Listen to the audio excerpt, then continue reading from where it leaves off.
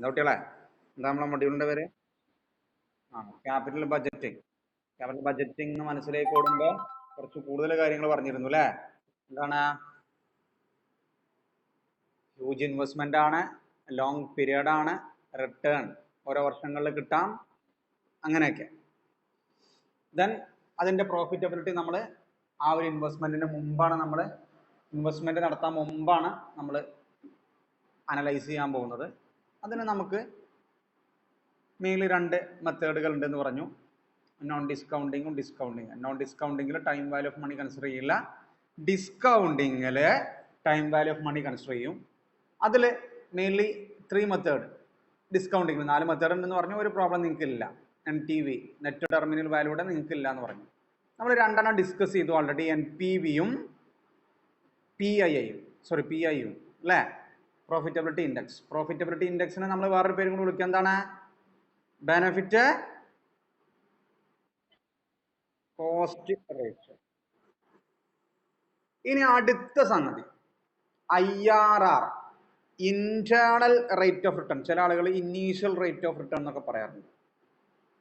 നമ്മൾ കഴിഞ്ഞ 2 ഐറ്റത്തിലും നമ്മൾ ഒരു അബ്സല്യൂട്ട് ഫിഗർ ആയിട്ടാണ് പറഞ്ഞിരുന്നത്, അല്ലെങ്കിൽ ഒരു റേഷ്യോ ആയിട്ടൊക്കെയാണ് രണ്ടാമത്തിൽ പറഞ്ഞിരുന്നത്. NPVയിൽ അബ്സല്യൂട്ട് ഫിഗർ ആയിട്ടും മറ്റേത് റിലേറ്റീവ്ലി നമ്മൾ ഇൻഡെക്സ് ആയിട്ടാണ് പറഞ്ഞിരുന്നത്. ഇവിടെ നമ്മൾ ഇൻ പെർസെൻറ്റേജിലാണ് സംഗതി ഡിനോട്ട് ചെയ്യുക. ഏത്? റേറ്റ് ഓഫ് റിട്ടേൺ ആയിട്ടാണ് നമ്മൾ കൺസിഡർ ചെയ്യുക. അപ്പൊ ഇവിടെ എന്താണ് നമ്മൾ ചെയ്യാൻ പോകുന്നത്? IRR എന്താണ്? Simply IRR is the internal rate or initial rate of return. Initial rate of return എന്നോ അല്ലെങ്കിൽ ഇന്റേണൽ റേറ്റ് ഓഫ് റിട്ടേൺ എന്നൊക്കെയാണ് ഇതിനെ പറയാം. നമ്മൾ ഇവിടെ ചെയ്യുന്ന എന്താ വെച്ചാല്, present value of cash inflow equates the present value of cash outflow. നമുക്ക് മനസ്സിലായിട്ടുണ്ടാവില്ല. ഒന്നും കൂടെ ഡിഫൈൻ ചെയ്ത് പറയുകയാണെങ്കിൽ, the rate at which present value of cash inflow equates present value of cash outflow. Present value of cash ഇൻഫ്ലോയും present value of cash ഔട്ട്ഫ്ലോയും equate ചെയ്യുന്ന discounting factor ആണ് ശരിക്ക് IRR. അപ്പൊ IRRൽ ഏതൊക്കെ തമ്മിൽ ഈക്വൽ ആവും? പ്രസന്റ് വാല്യൂ ഓഫ് ക്യാഷ് ഇൻഫ്ലോയും ഏതാ കുട്ടികളെ? പ്രസന്റ് വാല്യൂ ഓഫ് ക്യാഷ് ഔട്ട്ഫ്ലോയും തമ്മിൽ എന്താവും? ഈക്വൽ ആവും. അപ്പൊ IRR എന്ന് മനസ്സിലേക്ക് ഓടുമ്പോ എന്താ? It's A discounting factor. Discounting factor ആണ്. ഇപ്പൊ നമ്മൾ 10, 15 എന്നൊക്കെ പറഞ്ഞില്ലേ ഇപ്പൊ കഴിഞ്ഞ പ്രോബ്ലത്തില്? ഫോർ എക്സാമ്പിൾ,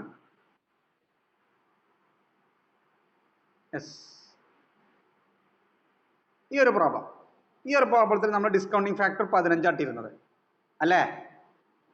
അല്ല കുട്ടികളെ, ക്ലിയർ ആണോ? ആണ്. ഈ 15 ഡിസ്കൗണ്ടിങ് ഫാക്ടർ വെച്ചിട്ട് നമ്മൾ ടോട്ടൽ PV കണ്ടുപിടിച്ചിരുന്നു. എത്രയാ? എക്സിന്റെ മാത്രം എടുക്കുക. എക്സാമ്പിൾ കേട്ടോ, 1,14,730 അല്ലേ? അല്ല കുട്ടികളെ, ക്ലിയർ ആണോ? 15% ഡിസ്കൗണ്ട് ഫാക്ടറിൽ നമുക്ക് പ്രസന്റ് വാല്യൂ 1,14,730 കിട്ടിയിരുന്നു. ഇനിയാ നമ്മള് present value of cash outflow എത്രയായിരുന്നു? 1,00,000 ആയിരുന്നു അല്ലേ? 1,00,000 അല്ലേ? ഇനിയോ നമുക്ക് അവിടെ NPV കിട്ടിയിരുന്നോ? എത്ര? 14,730. ഈ ഒരു സംഗതിയിൽ നോക്ക്, present value of cash inflow ഏതിനേക്കാൾ കൂടുതലാണ്? പ്രസന്റ് വാല്യൂ ഓഫ് ക്യാഷ് ഔട്ട്ഫ്ലോനേക്കാൾ കൂടുതലല്ലേ? കൂടുതലാണ്. എത്ര പെർസെന്റേജ് ഡിസ്കൗണ്ടിങ് ഫാക്ടർ കിട്ടപ്പോ? 15% ഡിസ്കൗണ്ടിങ് ഫാക്ടറിൽ ഇട്ടപ്പോ NPV 14,730 കിട്ടിയെന്ന് പറഞ്ഞാൽ present value of cash inflow ഇതിനേക്കാൾ കൂടുതലാണ്. ഏതിനേക്കാൾ കൂടുതലാണ്? Cash outflow. ഇനി കാര്യത്തിലേക്ക് കടക്കാം. ഇതേ പ്രോബ്ലത്തിൽ തന്നെ ഈ ഡിസ്കൗണ്ടിങ് ഫാക്ടർ ഒന്ന് മാറ്റി കൊടുത്താൽ, ചിലപ്പോ മുന്നോട്ട് കൊണ്ടായാൽ 17 18 കൊണ്ടുപോയാൽ ഈ present value of cash inflow കുറയും. അത് ചിലപ്പോൾ ഏതിന് ഈക്വൽ ആവും? പ്രസന്റ് വാല്യൂ ഓഫ് ക്യാഷ് ഔട്ട്ഫ്ലോക്ക് ഈക്വൽ ആവും. എത്രയോ ഏതോ ഒരു ഡിസ്കൗണ്ടിങ് ഫാക്ടർ യൂസ് ചെയ്ത് കഴിഞ്ഞാൽ എന്താവും കുട്ടികളെ? ഇത് രണ്ടും എന്താവും?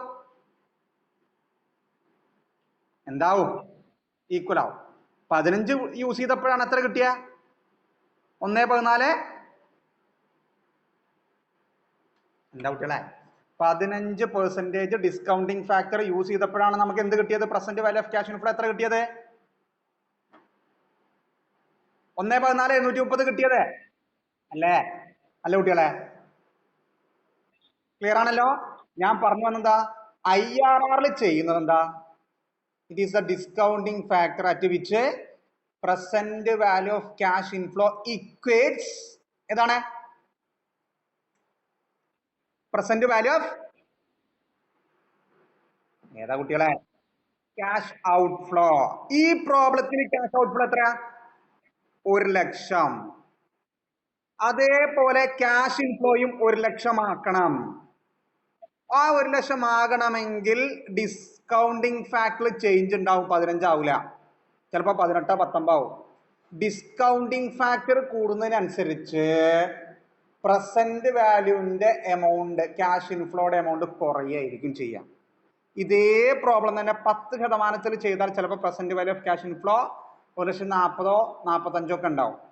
15 ചെയ്തപ്പോഴാണ് 1.14 ഉണ്ടായി. നിങ്ങൾ ചെയ്തു നോക്കുകൊണ്ടു. അപ്പൊ present value of cash inflow കൂടുക എപ്പോഴാ? ഡിസ്കൗണ്ടിങ് ഫാക്ടർ കുറയുമ്പോഴാണ്. ഡിസ്കൗണ്ടിങ് ഫാക്ടർ കുറയുന്നതിനനുസരിച്ച് കൂടുന്നതിനനുസരിച്ച് ഏത് കുറയും? Present value of cash inflow കുറയുകയും ചെയ്യും. അപ്പൊ ഇവിടെ ചെയ്യുന്നത് ഒറ്റ പരിപാടിയേ ഉള്ളൂ. എന്താ? പ്രസന്റ് വാല്യൂ ഓഫ് ക്യാഷ് ഇൻഫ്ലോയും പ്രസന്റ് വാല്യൂ ഓഫ് ക്യാഷ് ഔട്ട്ഫ്ലോയും എന്ത് ചെയ്യാണ്? ഇക്വേറ്റ് ചെയ്യുന്ന ഡിസ്കൗണ്ടിങ് റേറ്റ് കണ്ടുപിടിക്കുകയാണ്.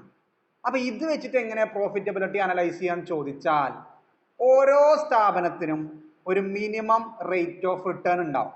ഇപ്പൊ ഞാനിപ്പോ ഒരു സംഗതിയിൽ ഇൻവെസ്റ്റ് ചെയ്യുമ്പോൾ ഞാൻ അതിന് എക്സ്പെക്ട് ചെയ്യും ഒരു 8% അല്ലെങ്കിൽ 12%. അപ്പോൾ 12% ഞാൻ എക്സ്പെക്ട് ചെയ്യുന്നു വിചാരിച്ചോ. ഇനി ഇതിന്റെ ഒരു എക്സ്പെക്റ്റഡ് ക്യാഷ് ഫ്ലോ ഒക്കെ വെച്ചിട്ട് നമ്മൾ IRR കണ്ടുപിടിച്ചു. ആ IRR കണ്ടുപിടിച്ചത് 13% വിചാരിച്ചോ. എത്രയാണ്?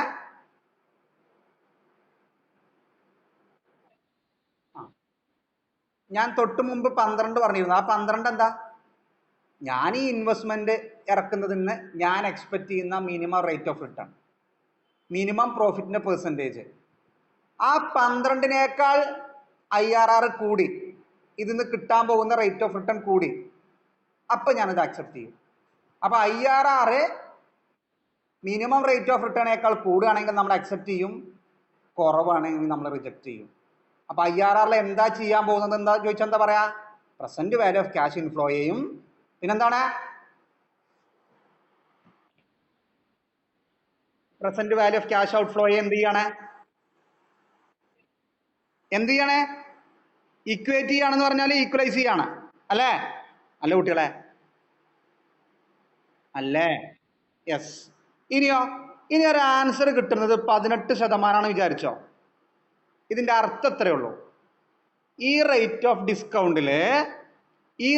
ഡിസ്കൗണ്ടില് നമ്മൾ ഓരോ വർഷത്തെയും ക്യാഷ് ഇൻഫ്ലോ ഉണ്ടല്ലോ. ഇപ്പൊ ഈ പ്രോബ്ലത്തിൽ, കഴിഞ്ഞ പ്രോബ്ലത്തിൽ 15 ഇട്ട് കൊടുത്ത് എത്ര ഇട്ട് ചെയ്താ? ഇപ്പൊ ഇതിന്റെ ആൻസർ നമ്മൾ IRR ചെയ്താൽ 18 കിട്ടണം വിചാരിച്ചോ. അതിന്റെ അർത്ഥം എന്താ? 18 വെച്ചിട്ട് ഡിസ്കൗണ്ടിങ് ഫാക്ടർ ഇട്ട് ഇവിടെ കൊടുത്തു കഴിഞ്ഞാൽ PV കണ്ടുപിടിച്ചാൽ ഈ കിട്ടുന്നത് 1,00,000 ആവും. എങ്ങനെ മനസ്സിലായി? പ്രസന്റ് വാല്യൂ ഓഫ് ക്യാഷ് ഇൻഫ്ലോയും present value of cash outflow എന്തായിരിക്കും കുട്ടികളെ? ഏത് പോയിന്റില്? IRR പോയിന്റിൽ. IRR എന്ന് പറയുന്ന ഡിസ്കൗണ്ടിങ് റേറ്റിൽ പ്രസന്റ് വാല്യൂ ഓഫ് ക്യാഷ് ഇൻഫ്ലോയും പ്രസന്റ് വാല്യൂ ഓഫ് ക്യാഷ് ഔട്ട്ഫ്ലോയും എന്താവും? ഈക്വൽ ആവും. അത്രയും മനസ്സിലാക്കിയാൽ മതി. അപ്പൊ എൻ്റെ ഒരു ചോദ്യം കൃത്യമായിട്ട് കേട്ടോ. At IRR NPV will be. ആർക്കെങ്കിലും പറയാൻ പറ്റുമോ? IRR NPV എത്രയാവും?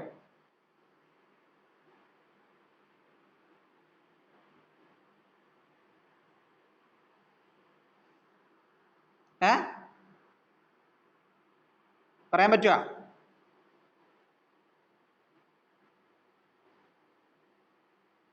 എന്താ കുട്ടികളെ NPV?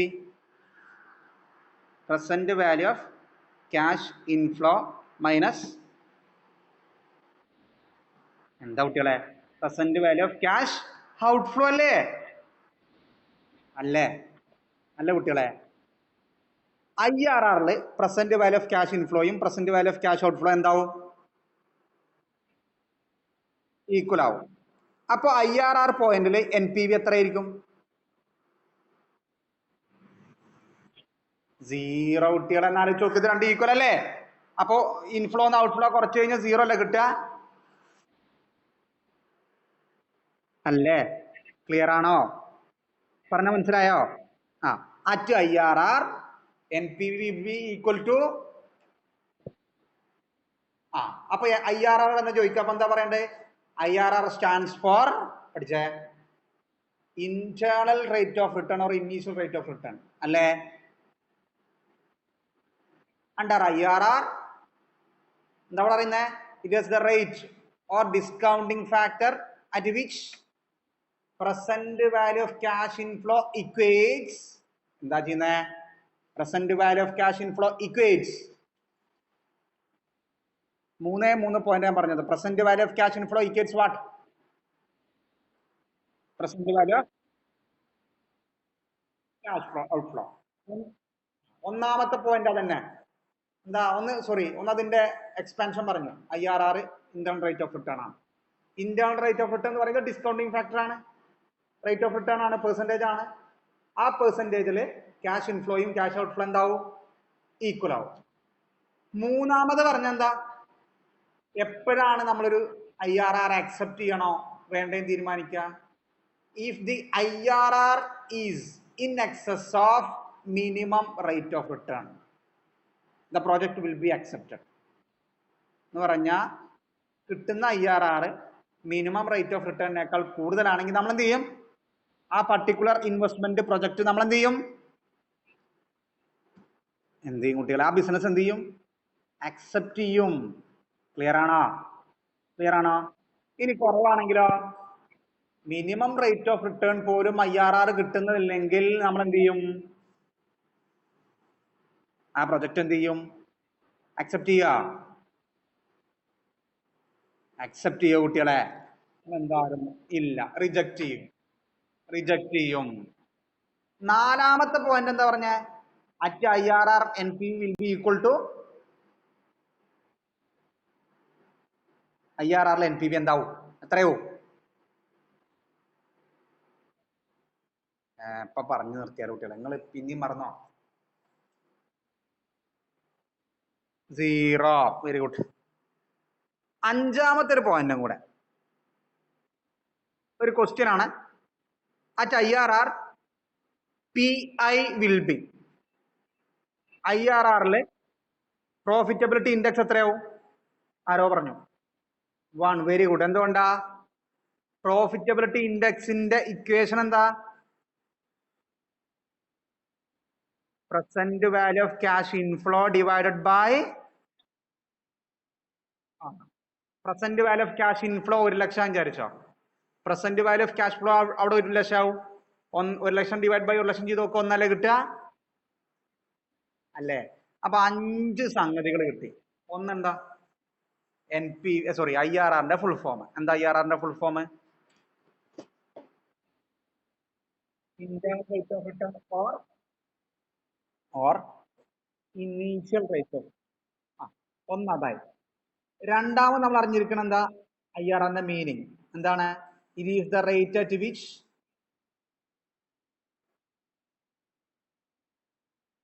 Very good. Present value of cash inflow equates present value of cash outflow. അപ്പൊ ഔട്ട്ഫ്ലോനെ ഈക്വൽ ആക്കുകയാണ് നമ്മൾ ചെയ്യുന്നത്. ആ ഈക്വൽ ആക്കുന്ന ഡിസ്കൗണ്ടിങ് ഫാക്ടർ ആണ് നമ്മൾ കണ്ടുപിടിക്കുന്നത്. മൂന്നാമത് എപ്പോൾ അക്സെപ്റ്റ് ചെയ്യും, എപ്പോൾ റിജക്ട് ചെയ്യും? If the IRR is more than minimum rate of return, we accept the project. And if less than, we less than ആണെങ്കിലോ reject the project. Very good. പിന്നെ 2 പോയിന്റ് പറഞ്ഞ എന്താ? IRR ലെ NPV എത്രയാവും? 0. PI is equal to 1. ഇനി നിങ്ങൾക്ക് problem ചെയ്യാൻ പറ്റും. ഇനി നമുക്ക് പ്രോബ്ലത്തിലേക്ക് കടക്കാം. എല്ലാവരും നോട്ടിൽ എടുക്ക്, ഹെഡ് കൊടുക്ക്, internal rate of return.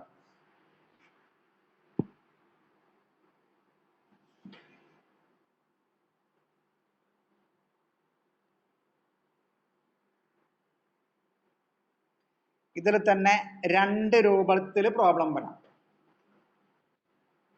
Internal rate of return.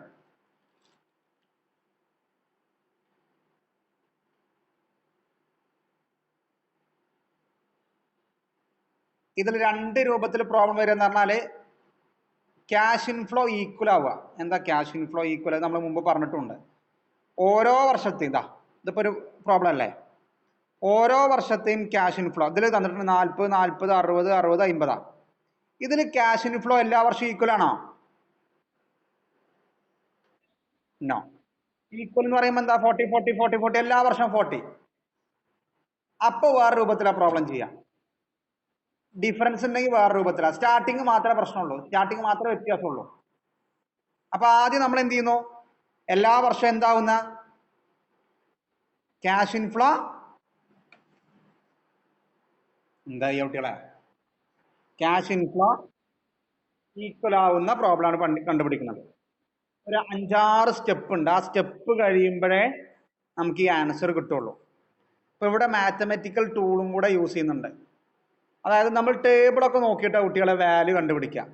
പക്ഷെ വാല്യൂ എന്ന് പറഞ്ഞാൽ എക്സാക്റ്റ് വാല്യൂ ടേബിളിൽ നിന്ന് കിട്ടൂല. അൽഗോരിതം ടേബിൾ പോലെ പ്രസന്റ് വാല്യൂവിന്റെ ടേബിൾ ഉണ്ട്.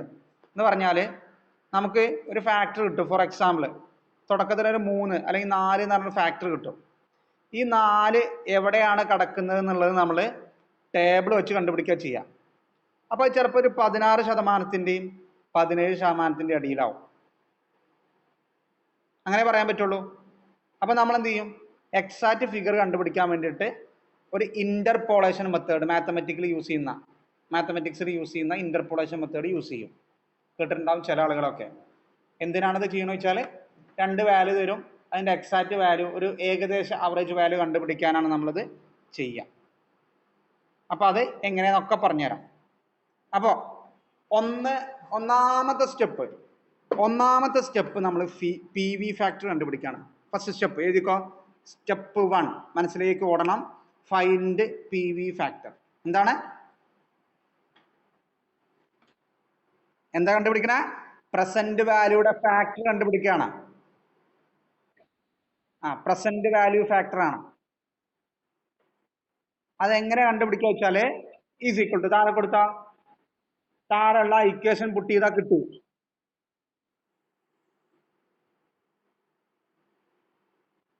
ഇനീഷ്യൽ ഇൻവെസ്റ്റ്മെന്റ് ഡിവൈഡഡ് ബൈ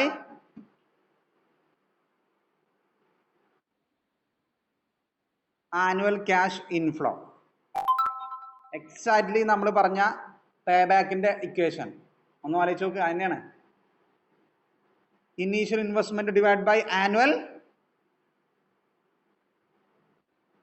കുട്ടികളെ ആനുവൽ ക്യാഷ് ഇൻഫ്ലോ. അപ്പോൾ ഫോർ എക്സാമ്പിൾ ഇനീഷ്യൽ ഇൻവെസ്റ്റ്മെന്റ് 1 ലക്ഷമാണ്.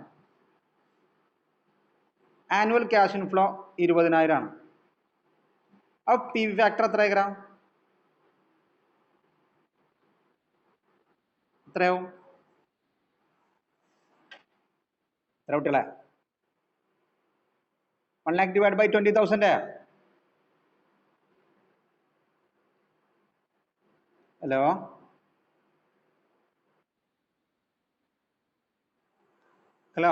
പോയോ?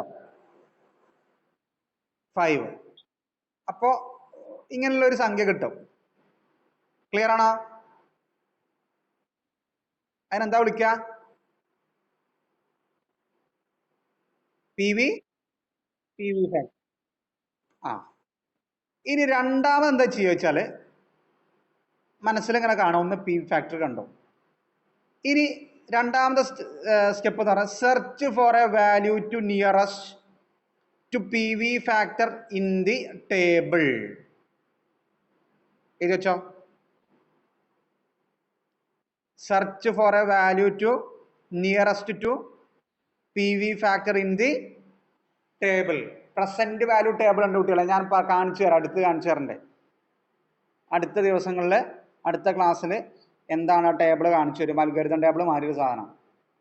ഓരോ പെർസെൻറ്റേജ് നമ്മളിപ്പോൾ ഈ പ്രസന്റ് വാല്യൂ ഉണ്ടല്ലോ, ഓരോ ഇയറിൻ്റെ ഓരോ പെർസെൻറ്റേജിനൊക്കെ ഉണ്ടാവും അതിൽ. ഇത്രയുള്ള സംഭവം അത് നോക്കി അതിനും മനസ്സിലാവും. പ്രസന്റ് എന്താ എഴുതി? Search for a value to nearest to P V factor in the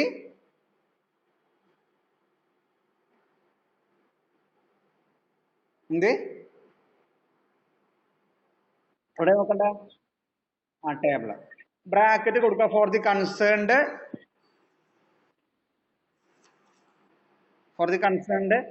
year. ഈ കൺസേൺഡ് ഇയർ എന്ന് പറയാനുള്ള കാരണം ഇത്രേ ഉള്ളൂ. ആനുവൽ ക്യാഷ് ഇൻഫ്ലോ നമുക്ക് കിട്ടുന്ന ഒരു 8 വർഷത്തേക്കാണ് വിചാരിച്ചോ. അപ്പൊ നമ്മൾ എത്രാമത്തെ വർഷത്തിലാണ് സെർച്ച് ചെയ്യണ്ടേ? എത്രാമത്തെ വർഷത്തില്? 8ാമത്തെ വർഷം. ഇതിപ്പോ എങ്ങനെയൊക്കെ കുട്ടികളെ ഞാൻ എക്സാമ്പിൾ കാണിച്ചു തരാം. ഇത് ടേബിളിന്റെ ഒരു ഫോർമാറ്റ് നാലടാ. ഇങ്ങനെ ഏക്കറും ടേബിൾ ഉണ്ടാവുക. താഴത്തേക്ക് 1, 2, 3, 4, 5 എന്ന് പറഞ്ഞാൽ ഇത് ഇയറാ. ഇനി ഇവിടെ പെർസെൻറ്റേജുകളാക്കണം. ഡിസ്കൗണ്ട് ഫാക്ടർ 1%, 2%, ഇങ്ങനെ പറഞ്ഞ ഒരു 30, 40, 50 വരെയൊക്കെ പോവാം. കാരണം പേജിൽ കൊള്ളാവുന്നതേ ഉള്ളൂ പൊതുവെ ഉണ്ടാവാറ്. അപ്പോൾ ഒരു 20%, 25% വരെയൊക്കെ സാധാരണ ഉണ്ടാവാറുള്ളൂ.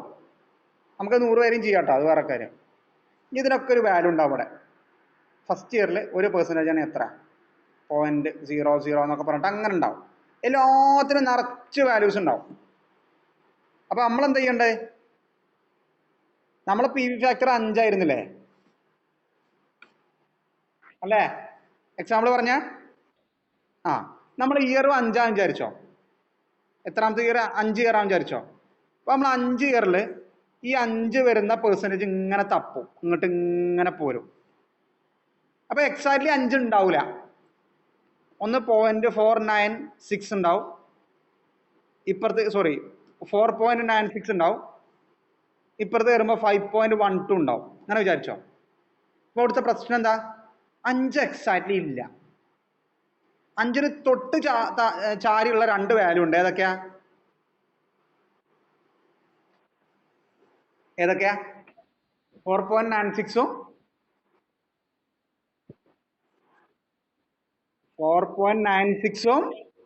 5.12. പറഞ്ഞ മനസ്സിലായോ? എന്താണ് ഒന്നും കൂടെ? ഫസ്റ്റ് സ്റ്റെപ്പ് എന്താ കണ്ടുപിടിക്കുക? P V factor. എന്നിട്ട് അതെന്ത് ചെയ്യുക? ടേബിൾ എടുത്തിട്ട് കണ്ടുപിടിക്കുക. അത് എവിടെ നോക്കാം? കൺസേൺഡ് ഇയർ 5 ഇയർ ആണ്. 5 ഇയറിൽ ആ പി വി ഫാക്ടർ വരുന്ന ഏരിയ കണ്ടുപിടിക്കുക. എക്സാക്ട്ലി 99.99 ഉണ്ടാവില്ല. എക്സാക്ട്ലി ഉണ്ടാവില്ല എന്ന് പറയാൻ പറ്റില്ല, കാരണം അത് ഈ വാല്യൂ വരികയും ചെയ്യാം. വന്നു കഴിഞ്ഞാൽ അതിനെടുത്താൽ മതി. പിന്നെ നമുക്ക് ഇന്റർപോളേഷൻ ഒന്നും നോക്കാനില്ല. IRR പെർസെൻറ്റേജാ. എപ്പോഴാണ് IRR ഇന്റർപോളേഷനും അല്ലെങ്കിൽ കുറെ കാൽക്കുലേഷൻ വരിക? എക്സാക്ട് വാല്യൂ ടേബിളിൽ നിന്ന് കിട്ടാത്തതുകൊണ്ട് നമ്മൾ എന്ത് ചെയ്യും? അതിന്റെ താഴെയുള്ള വാല്യൂ തൊട്ട് മുകളിലെ വാല്യൂ കണ്ടുപിടിക്കുന്ന പറഞ്ഞാൽ സെർച്ച് ചെയ്തിട്ട് ഇന്ന് പെറുക്കിയെടുത്ത് എഴുതും. ചുരുക്കി പറഞ്ഞാൽ അപ്പൊ ഈ ഞാൻ പറഞ്ഞ പോലെ 4.96ഉം 5.12. ഇത് രണ്ടും എടുക്കാനുള്ള കാരണം എന്താ? 5 നമ്മളെ വാല്യൂ. 5 കാണുന്ന വാല്യൂവിന് ഉള്ള അനുസരിച്ച് ഇവിടെ ഇല്ല. അപ്പൊ നമ്മൾ എന്ത് ചെയ്യുന്നു? അതിന് തൊട്ട് താഴെയുള്ളതും പിന്നെയാ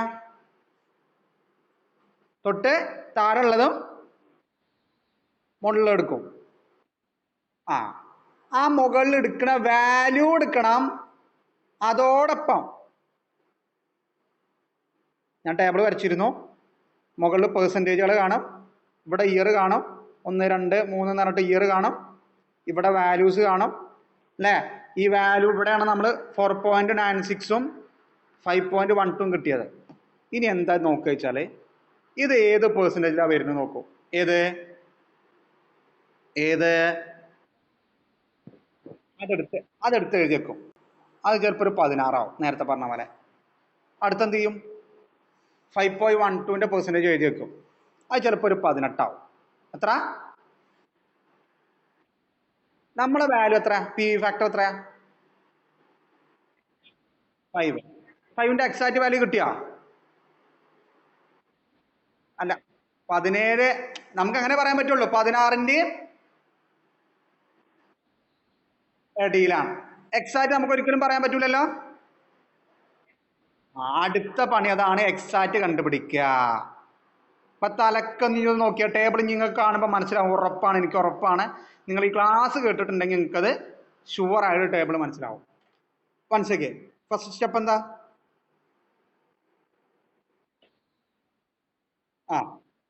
പി ഫാക്ടർ കണ്ടു വിചാരിച്ചോ. ആ പി ഫാക്ടർ എവിടെ സെർച്ച് ചെയ്യും? ടേബിളിൽ. ആ ടേബിളിൽ നിന്ന് നമുക്ക് 4 സംഗതി വേണം. എന്താ 4 സംഗതി? അതിനോട് ചേർന്നുള്ള തൊട്ട് താഴെയുള്ള വാല്യൂവും തൊട്ട് മുകളിലെ വാല്യൂ എടുക്കണം. ആ വാല്യൂ എടുക്കണം.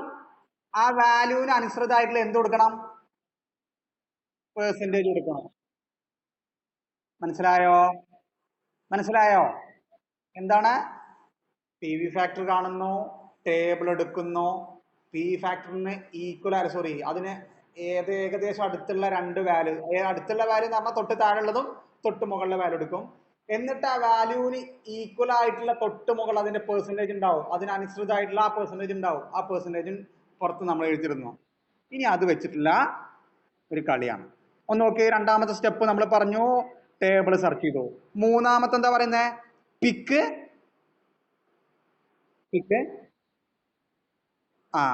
പിക്ക് highest and lowest value and percentage rate from the table. ആ ഹയസ്റ്റും ലോവസ്റ്റും പെർസെൻറ്റേജും കണ്ടുപിടിക്കുക. അതന്നെ 4, 5 പറഞ്ഞിട്ട്, സോറി 3, 4 പറഞ്ഞിട്ടുള്ളത്. Find out P V at sorry 3 ഈ പറഞ്ഞ മാതിരി കണ്ടുപിടിക്കും. ഏത്? എങ്ങനെ ചോദിച്ചാ?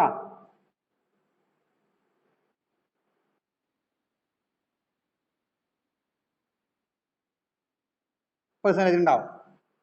അതായത് വാല്യൂ ഉണ്ടാവും. ആ വാല്യൂവിന് അനുസൃതമായിട്ടുള്ള മുകളിലുള്ള പെർസെൻറ്റേജ് നോക്കണം. അത് വെച്ചിട്ട് നമ്മൾ IRR കിട്ടുള്ളൂ. ചുരുക്കി പറഞ്ഞാൽ ഞാൻ നേരത്തെ 16ഉം 18ഉം പറഞ്ഞില്ലേ, നമ്മുടെ IRR എന്ന് പറയുന്നത് ഏതിനടിയിലാ? ഏതിനടിയിലാണ്? 16നും 18നും ഇടയിലാണ്. ക്ലിയർ ആണോ? അപ്പൊ നമുക്ക് 4 ഫിഗർ കിട്ടും ടേബിളിൽ നിന്ന്. 2 പെർസെൻറ്റേജും 2 വാല്യൂവും. മനസ്സിലായോ? ഏതാ വാല്യൂ? ഏതിനോട് അടുപ്പിച്ചായിരിക്കും? നമ്മളെ പി വി ഫാക്ടറിന് അടുപ്പിച്ചുള്ള വാല്യൂ ആയിരിക്കും. ഒന്ന് തൊട്ട് താഴെ, ഒന്ന് തൊട്ട് മുകളിലുണ്ട്. ദെൻ 2 പെർസെൻറ്റേജും കണ്ടുപിടിച്ചില്ലേ? ഇനിയോ 16 പെർസെൻറ്റേജും ഉണ്ട് കയ്യില്. പിന്നെ എത്ര പെർസെൻറ്റേജും ഉണ്ട്? ഇനി 16 വെച്ചിട്ട് നമ്മൾ പ്രസന്റ് വാല്യൂ ശ്രദ്ധിച്ചോട്ടോ. ഇനി 16 വെച്ചിട്ട് നമ്മൾ പ്രസന്റ് വാല്യൂ കണ്ടുപിടിക്കും. 18% വെച്ചിട്ടും പ്രസന്റ് വാല്യൂ കണ്ടുപിടിക്കും. എങ്ങനെ പ്രസന്റ് വാല്യൂ കണ്ടുപിടിക്കുക? നമ്മൾ പഠിച്ചിട്ടുണ്ട്. ഞാനൊക്കെ ചെയ്തില്ലേ?